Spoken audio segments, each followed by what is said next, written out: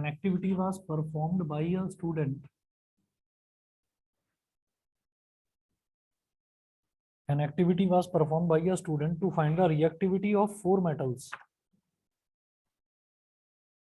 To find the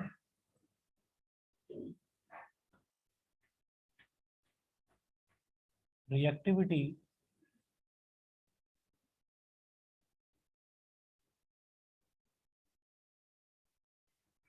An activity was performed by a student to find the reactivity of four metals A, B, C, and D by taking salt solutions A, B, C, and D by taking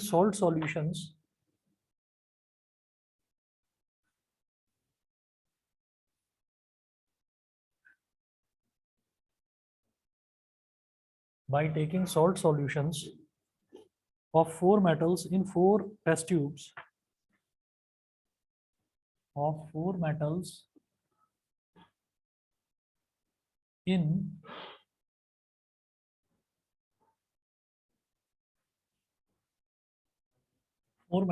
four test tubes numbered 1 to 4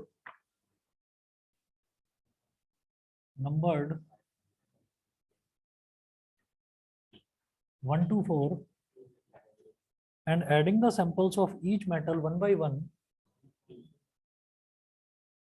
and adding the samples of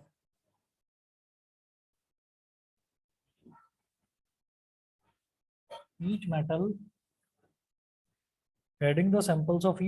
one by one to each of the test tubes one by one to each of the test tubes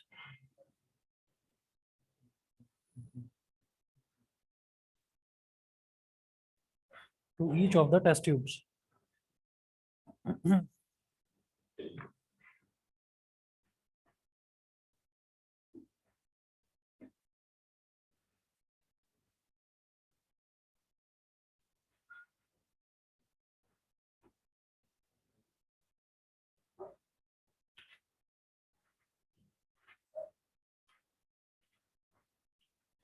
चार test tube दे रखे हैं और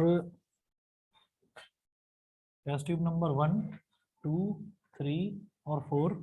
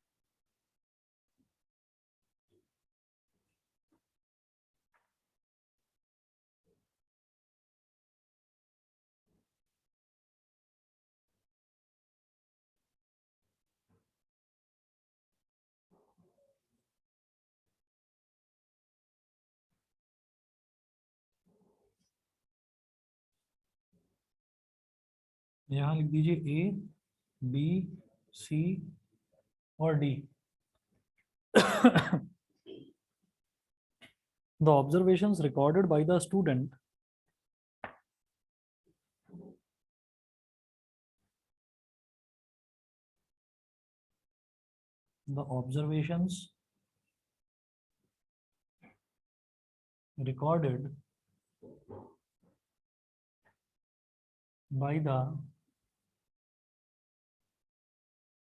the observations recorded by the student are as given below. Are as given below. Are as given below.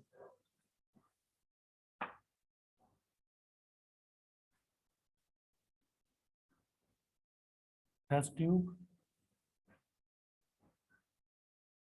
1,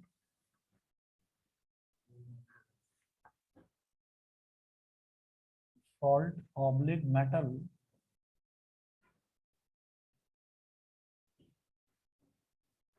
aluminium chloride, aluminium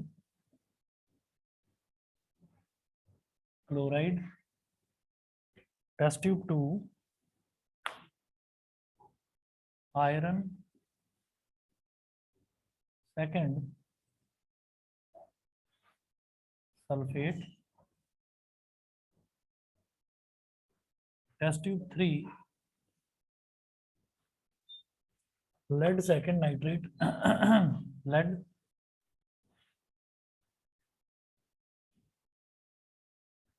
second nitrate, test tube 4 magnesium sulfate magnesium sulfate। उसके बाद है metal A, metal B, metal C, metal D. Metal A, metal B, metal C और metal D.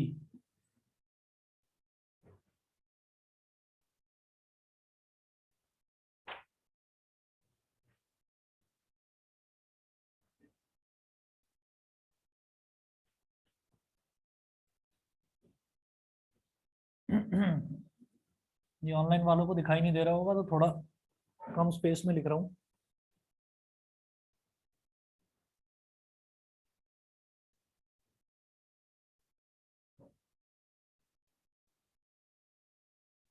A B C D, D वाला फिर भी बाहर चला गया। चलिए जी, ए बी सी और डी।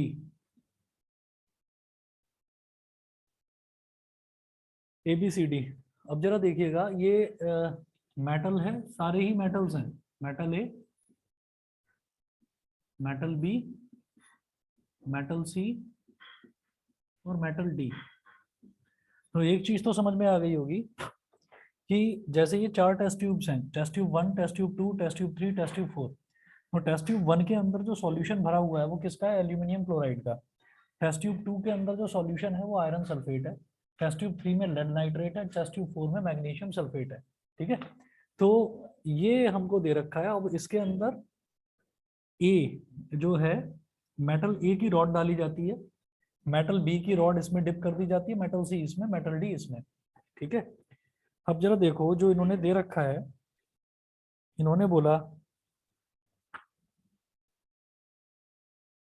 नो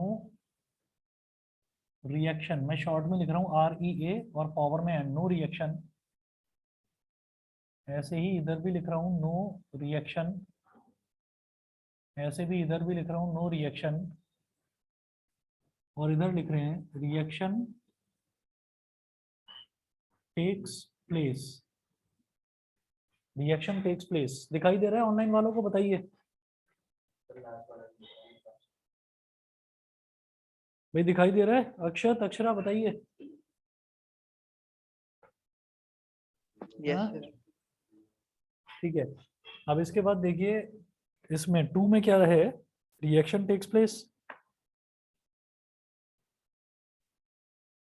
तो सिर्फ लिख रहा हूँ कि यहाँ पर रिएक्शन, यहाँ पर लिख रहा हूँ नो रिएक्शन, यहाँ पर भी नो रिएक्शन,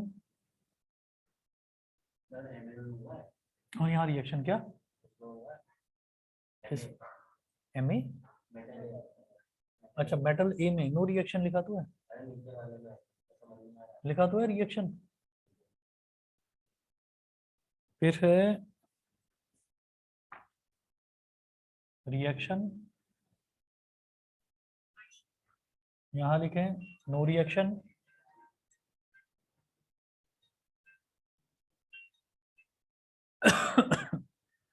रिएक्शन नो, यहाँ पर भी रिएक्शन लिखें,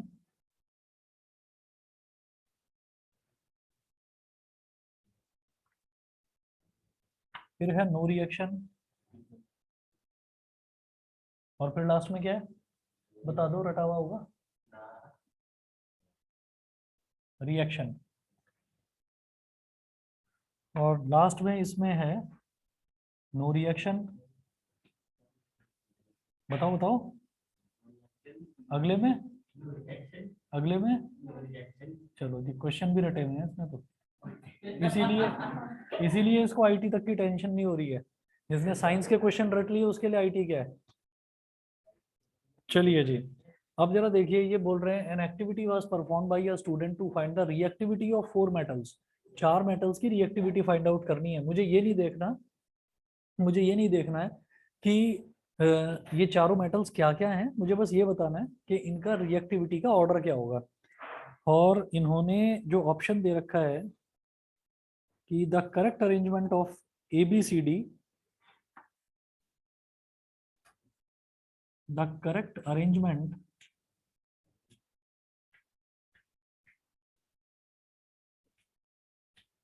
of reactivity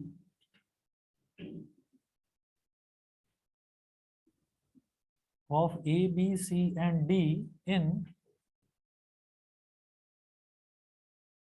decreasing order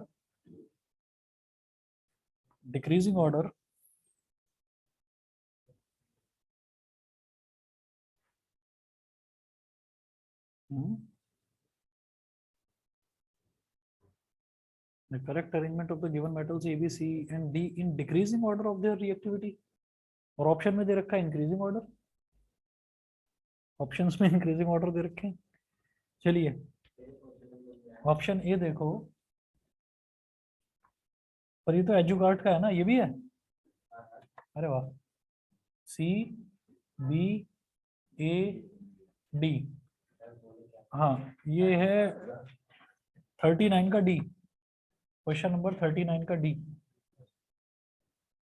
option B देखिए, BCAD, BCAD।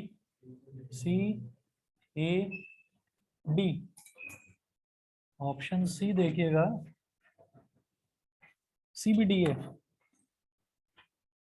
CBDA। Option D देखो, DABC, DAB और C। तो शायद इंक्रीजिंग ऑर्डर पूछ रहे होंगे वो, ठीक है, क्योंकि जैसे ये दे रखा है कि C और फिर उसके बाद ग्रेटर देन B, यानी कि जो B है वो C से ज्यादा रिएक्टिव होगा, ठीक है, और A जो है वो B से ज्यादा रिएक्टिव होगा, D A से ज्यादा रिएक्टिव होगा। तो शायद इंक्रीजिंग ऑर्डर पूछ रहे हैं, चाहे इंक्रीजिंग हो चाहे डिक्रीजिंग हो, ऑर्डर हम निकाल लेंगे, ठीक है। देखते हैं जरा, आपको यहाँ पर ये देखना है कि इसमें क्या हो रहा है। सबसे पहले तो ये देखो, मैग्नीशियम सल्फेट, मैग्नीशियम सल्फेट जो है, मैग्नीशियम सल्फेट को ABCD इनमें से कोई भी मैग्नीशियम सल्फेट में डिस्प्लेसमेंट रिएक्शन नहीं कर पा रहा है, यानी कि मैग्नीशियम को डिस्प्लेस नहीं कर पा रहा है।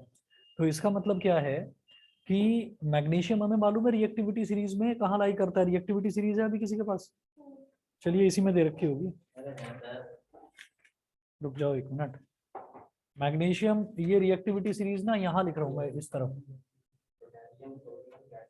एक मिनट बोलो, potassium, sodium, magnesium,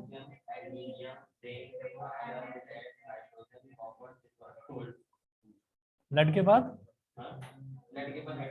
hydrogen, copper और गोल्ड।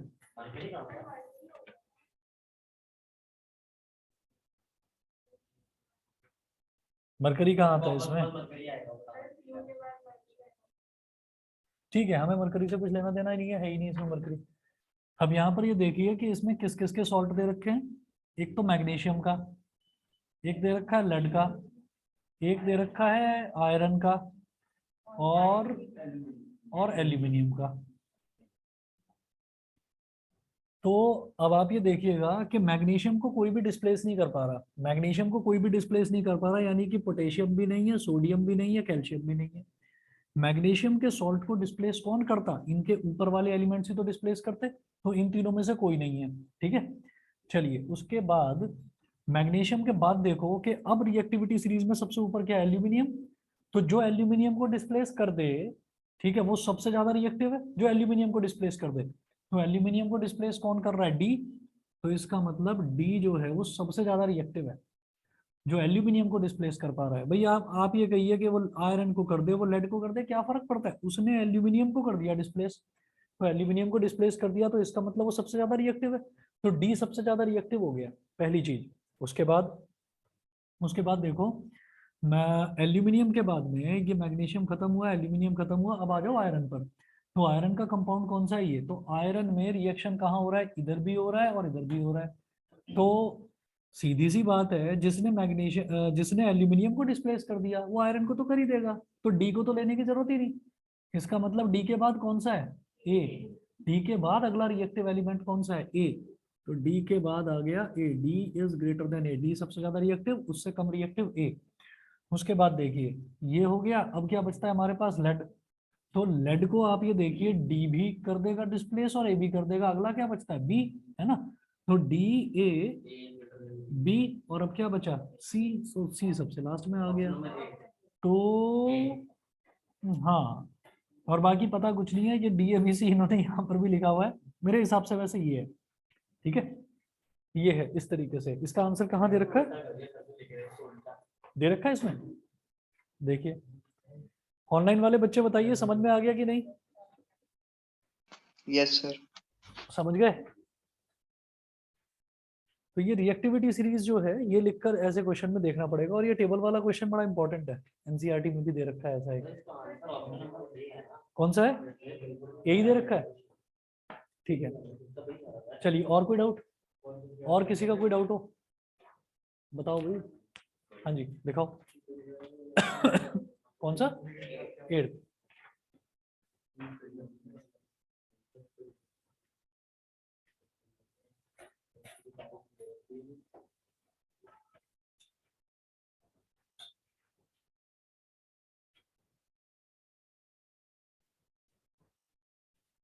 इसका Fe3O4 है क्या? ऑप्शन सी दे रखा होगा, Fe3O4। 8th आंसर कहाँ है? पीछे। 8th का सी होना चाहिए। सी है। ये तो हमने रिएक्शन में देखा तो था। देखो क्वेश्चन नोट करिए। आयरन में बस एक यही चीज याद रखने के लिए बोली थी कि जनरली जो आयरन का ऑक्साइड होता है, आयरन का ऑक्साइड जनरली Fe2O3 होता है। लेकिन जब reaction of iron with steam करवाते हैं तो Fe3O4 आता है। Fe3O4, तो बस ये याद रखना है इसमें। क्वेश्चन देख लीजिए, क्वेश्चन है, दिखाई दे रहा है।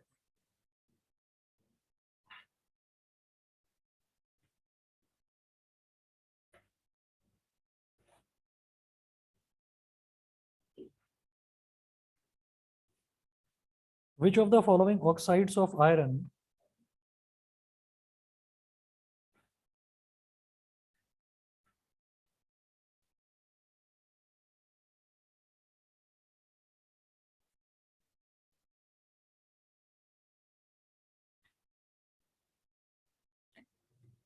which of the following oxides of iron would be obtained on prolonged reaction, would be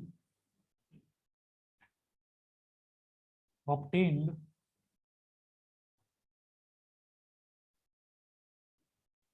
on prolonged reaction, would be obtained on prolonged reaction of iron with steam?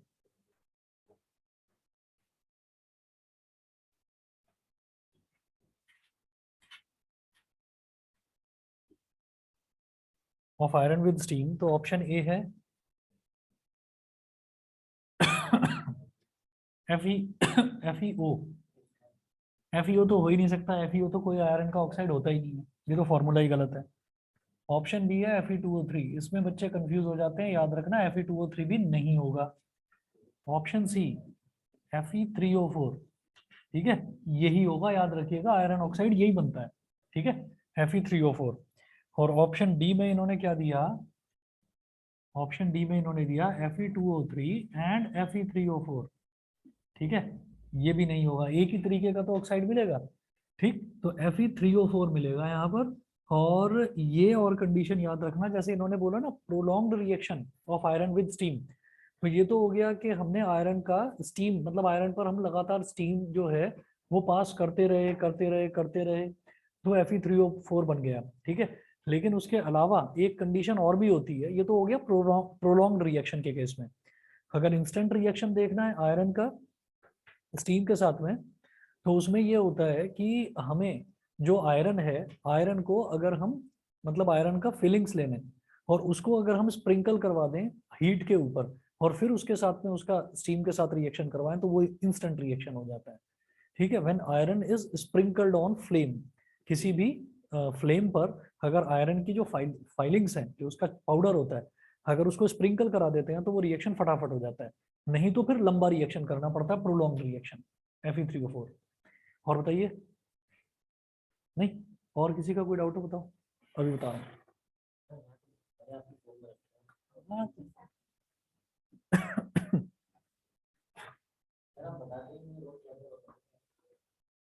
Science के भेज रखे हैं क्या तुमने? मुझे लगा मैथ्स। हाँ तो मैथ्स वाले मैथ्स में बता दूंगा ना। अगला देखिएगा, which of the following are not ionic compounds.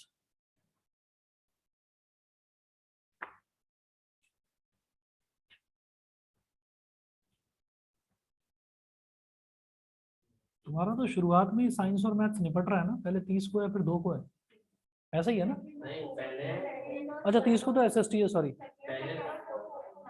अच्छा सेकंड को साइंस और फोर्थ को मैथ्स। 31st नहीं है नवंबर में? हाँ हाँ दिसंबर में होती है, नवंबर में 30 दिन होते हैं, 30 के बाद एक ही आती है। ये जब से चश्मा बनवाया ना, दिमाग इसका थोड़ा। Which of the following are not ionic compounds? बिल्कुल ही ना, साइंस टोटल कर डाला क्या इसका? Which of the following are not ionic compounds?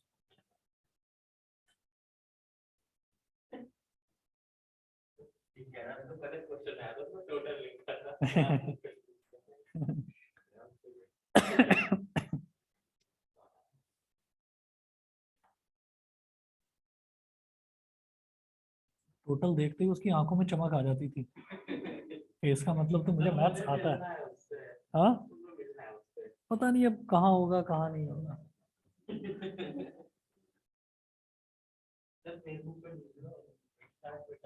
Facebook पर हूँ नहीं ना मैं।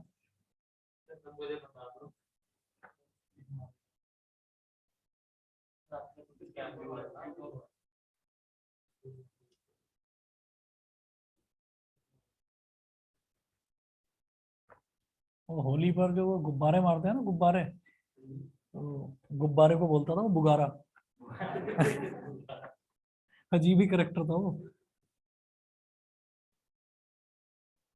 स्कूल में ले आता था बैग के अंदर भर के जब होली आने वाली होती थी, और बैग को गोद में रख के बैठ जाता था और कहता था बुगारा निकाल के मार दूंगा। बुगारा, गुब्बारे को बुगारा बोलता था वो। कुछ अजीब सा करेक्टर था वो, तोतला था शायद कुछ।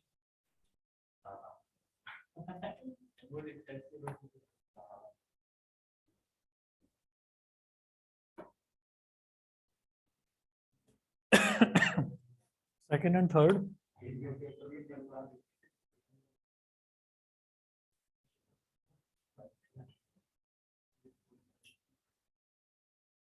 Third and fourth,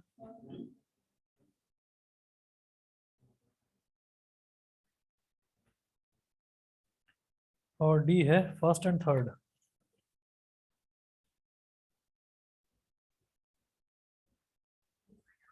which of the following are not ionic compounds, बस ये बता दो आयनिक कौन सा नहीं है। आयनिक कंपाउंड तो है ना अपने सिलेबस में।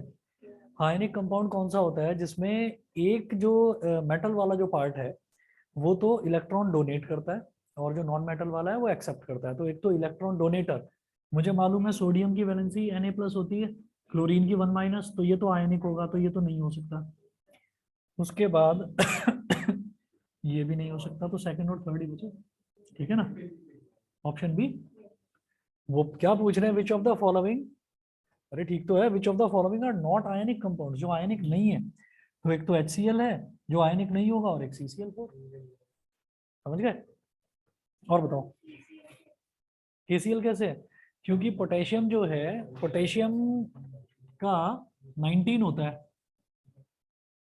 पोटेशियम का एटॉमिक नंबर 19 होता है। इसका इलेक्ट्रॉनिक कॉन्फ़िगरेशन देखो 2881, 2881। तो हाँ 2881, तो ये क्या करेगा, ये एक इलेक्ट्रॉन डोनेट कर देगा। तो पोटेशियम की वैलेंसी, अरे भाई बातें नहीं भाई, पोटेशियम की वैलेंसी 1+ हो गई। और क्लोरीन का कितना होता है, 17। तो 17, प्रणव बहुत हंसी आ रही है, 287। तो ये क्या करेगा, ये एक इलेक्ट्रॉन बाहर से मांग लेगा। तो क्लोरीन की वैलेंसी हो गई 1-। तो ये कैटायन है और ये एनायन है। कैटायन और एनायन के कॉम्बिनेशन से जो बनता है उसी को आयनिक कंपाउंड बोलते हैं। तो KCl भी और NaCl भी, Na की भी वैलेंसी 1+ होती है, तो NaCl भी आयनिक कंपाउंड है। और कौन सा डाउट तुम बता रहे थे, इधर किसी का था कुछ? सर आपका टोटल तो याद रहेगा। अरे तुम टोटल छोड़ो, डाउट बताओ। टोटल नहीं याद बैठना लो क्वेश्चन नंबर डाउट बता दो 15। ठीक है ठीक है, अभी बता रहा हूँ, रुकिए।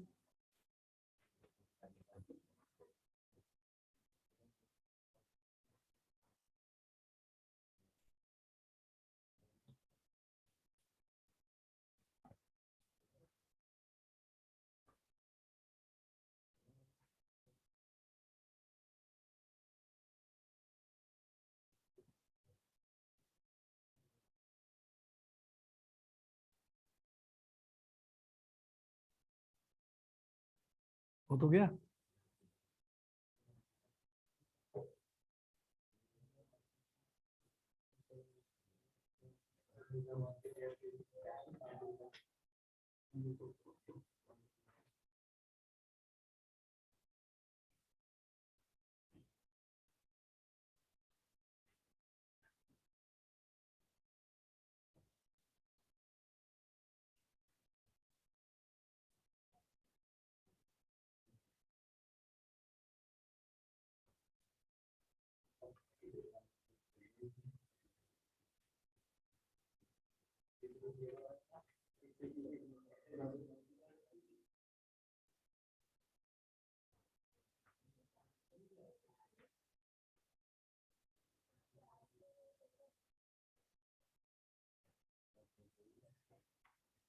क्वेश्चन बहुत बढ़िया है, अगर पेपर में आ गया तो करने में दिक्कत हो सकती है। सर आप ऑप्शन पहले आंसर बता दो।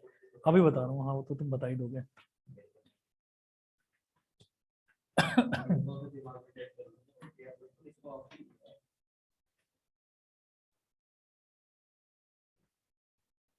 अच्छा, तुम में से अभी तक किसी ने कोई एग्जाम दिया है क्या? अच्छा कल दोगे, ये MCQ वाला कल दोगे ना? ओके। सर पर एआई का हुआ था पहले, तो बच्चे कह रहे हैं कीबोर्ड तो इजी है। नहीं, प्री बोर्ड से तो हमेशा बोर्ड का पेपर इजी आता है। हाँ हाँ, प्री बोर्ड से तो इजी आता है। प्री बोर्ड में थोड़ा मतलब बहुत ज्यादा इजी भी नहीं आता, ऐसा भी नहीं है कि बहुत ही इजी आ जाए। सर हमें ये पता है, मुझे पता चला है स्ट्रिक्टनेस बिल्कुल भी नहीं है। हाँ किस खुलेआम हो रही है, तो मैंने पूरे सेटअप बना दिया है। एक्चुअली क्या है कि सारा हर बच्चा यही सोच कर आएगा कि चीटिंग खुलेआम हो रही है, लेकिन चीटिंग करोगे किसके में से? सारे के सारे तुम्हारे जैसे ही बैठे होंगे टोटल, है ना? और बस स्कूल के टीचर है ना, कल पेपर में क्या बात करो यार, मुझे ना होता है। चलिए जी, इसमें ना रिफ्लेक्शन वाले में ऐसा क्वेश्चन कोई करा नहीं है हमने, तो नोट कर लो इसको, अच्छा है question. The focal length of the concave mirror in the following experimental setup,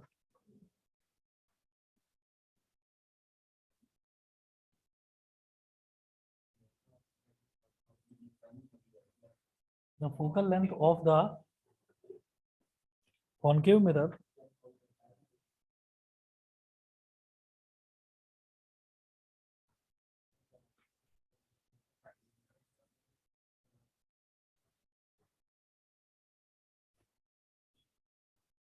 in the following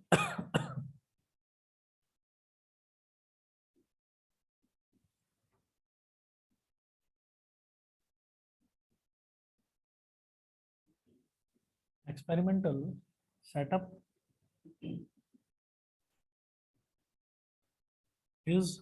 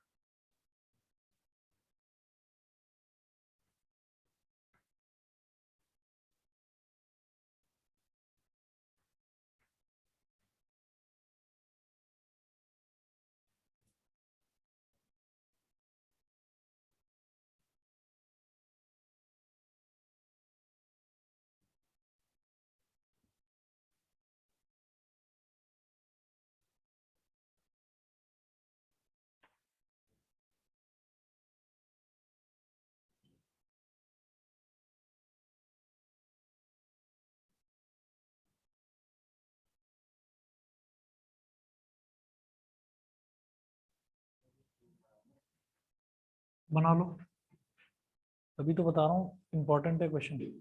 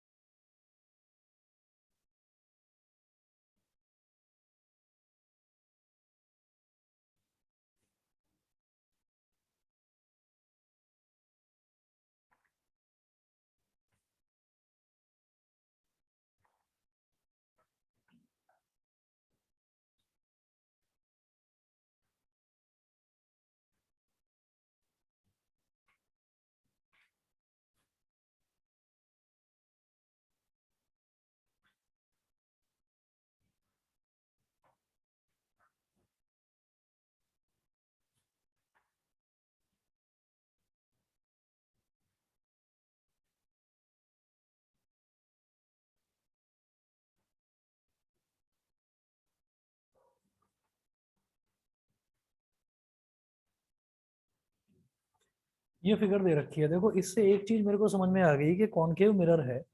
concave mirror में जो रेज ऑफ लाइट ऐसे आ रही है ना, तो वो पैरेलल आ रही है। इसका मतलब ऑब्जेक्ट कहाँ पर है?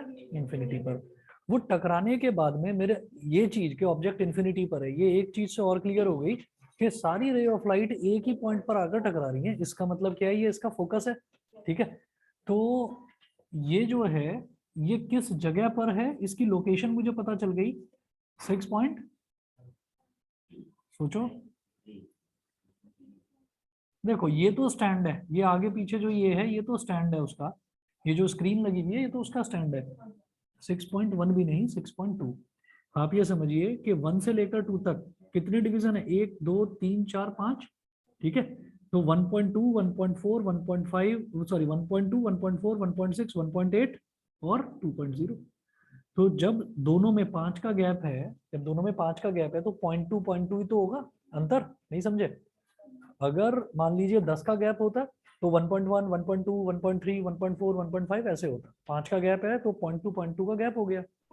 फिर जो ये पॉइंट है, लेंस सॉरी जो मिरर है, मिरर का सेंट्रल पॉइंट जो है, this is called what? Hole और जहां पर ये मिल रहा है this is called what, focus. ठीक है, तो इन्होंने क्या पूछा है, the focal length of the concave mirror. Options देखिए 12.4 बता रहा हूं अभी, 12.4 सेंटीमीटर, ये सेंटीमीटर स्केल है। ऑप्शन बी है 6.2, ऑप्शन सी है 6.0 और ऑप्शन डी है 6.6 सेंटीमीटर। 6.6 सेंटीमीटर, नहीं नहीं नहीं नहीं, मेरी बात समझ लीजिए। अभी हमने फोकल लेंथ पूछा है, गुड इवनिंग, हमने फोकल लेंथ पूछा है, हमने ये नहीं पूछा कि वो कहाँ पर लोकेटेड है। ठीक है, मैंने माना कि ये वाला पॉइंट तो फोकस है, तो पोल और फोकस के बीच का जो डिस्टेंस होता है that is called focal length. तो आप ये बताओ कि ये मान लीजिए एक्स एक्सिस और वाई एक्सिस है, मान लो ये एक्स है, इधर वाई है, इधर वाई डैश है और इधर एक्स डैश है। मान लीजिए ये 0 है, 1 2 3 4 5। अगर ओरिजिन से 3 तक की दूरी बतानी है, ओरिजिन से 3 तक की दूरी, तो फिर तो कोई प्रॉब्लम ही नहीं है, 3 हो गया। वो भी कैसे पता चला, फाइनल माइनस इनिशियल करके, 3 माइनस 0 करके। अगर मान लो 2 और 5 के बीच का डिस्टेंस बताना है, तो 5 माइनस 2 करोगे तभी तो 3 आएगा। तो इसी तरह से इस वाली जो पोजीशन है, इस वाली पोजीशन में से ये वाली पोजीशन सब्ट्रैक्ट कर देंगे तो बीच का डिस्टेंस आ जाएगा फोकल लेंथ।